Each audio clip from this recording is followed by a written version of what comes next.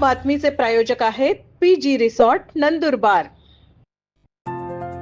सारंगखेडा यात्रेत घोडे बाजाराऐवजी रेड्याचे ठरले आकर्षण। 1.5 कोटी रुपयांचा धुळे येथील बादल रेडा ठरला लक्षवेधी।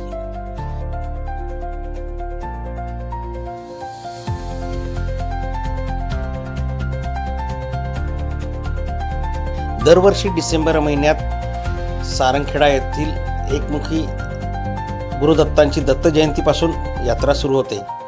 नंदुरबार जिल्ह्यातील सारंगखेडा येथे एकमुखी दत्तप्रभूंची यात्रा सर्वांचे आकर्षण आहे। या यात्रेत विविध मनोरंजनाच्या साहित्यांसह घोडे बाजार प्रमुख आकर्षण ठरते।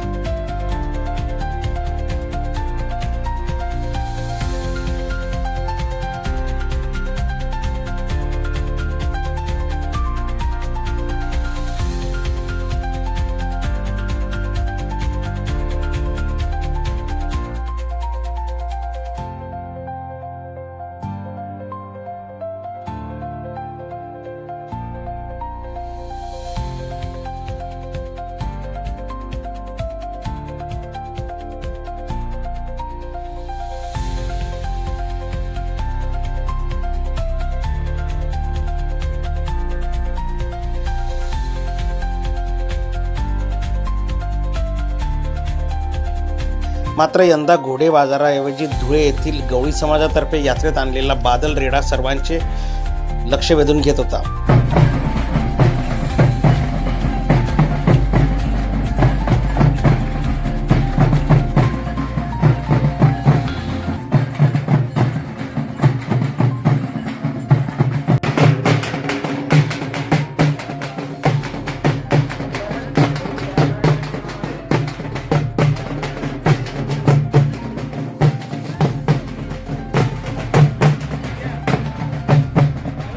धुळे येथील संदीप गवळी व त्यांच्या सहकारी मित्रांनी हौस म्हणून पाळीव प्राणी असलेल्या बादल रेडा यात्रेत आणला होता। रेड्यास पाहण्यासाठी अनेकांनी गर्दी केली। सुरुवातीला केवळ काळ्या बाहुपाशात असलेल्या बादल रेड्याची वाजत गाजत मिरवणूक काढण्यात आली। त्यानंतर बादल रेड्यास शिंगांसह संपूर्ण शरीराला आकर्षक रंगांनी रंगविण्यात आले। डोक्यावर ताज मुकुट ठेवून गळ्यात गुलाबांच्या फुलमाळांनी सजविण्यात आले। पायात छमछम वाजणारे घुंगरू बादलचे सौंदर्य वाढवित होते। सारंगखेडा येथील चेतक फेस्टिवलचे प्रमुख आयोजक जयपाल सिंह रावल उर्फ मुन्नादादा यांनी बादलचे मालक संदीप गवळी यांचा ट्रॉफी देऊन सन्मान केला। बादलचे आकर्षण एवढे होते की त्याच्यासोबत सेल्फी काढण्यासाठी काही तरुणी देखील पुढे आल्या।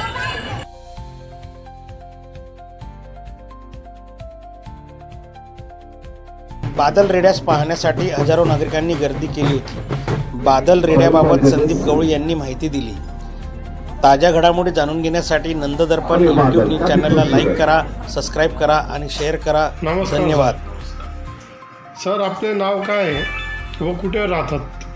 माझे नाव संदीप चोडामन गवळी, राहणार धुळे शहर।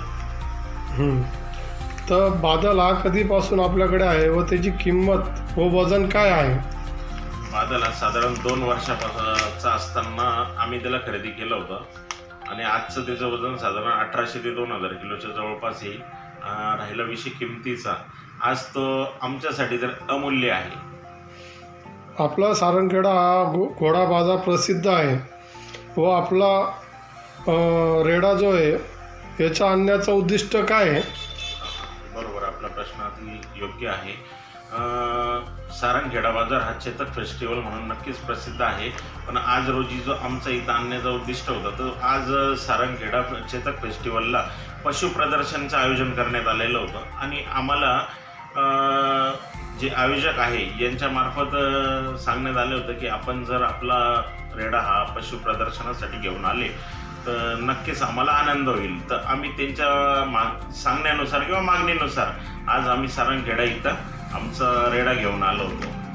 आणि आजच्या त्या पशु प्रदर्शनात आता एक महत्त्वाचा विषय, पशु प्रदर्शनामध्ये आज आम्हाला उत्कृष्ट पशु पशु आणि त्याची सजावट असं आम्हाला सन्मान चिन्ह देऊन गौरवण्यात आलं आहे आणि काही रोख स्वरूपात बक्षीसही देण्यात आलं आहे। तसेच आपल्या समाजात दिवाळी निमित्त रेड्याची सजावट केली जाते, ती कोणत्या उद्दिष्टाने केली जाते? त्याला दिवाळीच्या दुसऱ्या दिवशी पाडवा असं म्हटलं जातं. पाडव्याच्या दिवशी त्याची सगर उत्सव म्हटलं जातं गवळी समाजामध्ये त्याला. तर त्या सगर उत्सवाच्या दिवशी जे पूर्वीच्या काळी जसं डॉक्टर वगैरे मेडिसिन हे नसायचं, तर त्यावेळेस ती वडिलोपार्जित ती परंपरा लागत आली चालू आहे की बुवा जी ज्या समाज बांधवांकडे पशु जसं गाय, म्हैस, बैल वगैरे असे जे पशु असतात, तर त्याच्यावर कुठल्या प्रकारे जसं संकट येतं, आजारपण येतं, त्या संदर्भात ती एक परंपरा लागू आहे की समाज बांधवांनी त्यांच्याजवळ असलेला रेडा हा याची सजावट करून आई मरी मातेच्या मंदिरात घेऊन जाणे, तिथं मरी मातेला श्रीफळ, नारळ नैवेद्य दाखवणे आणि वर्षभर आपल्या जनावरांवरती कुठलं आपत्कालीन संकट येऊ नये अशी तिथं देवीला साकडं घातलं जातं. त्यानिमित्त तो सगर उत्सव म्हणतात त्याला, तो साजरा केला जातो. अच्छा, खूप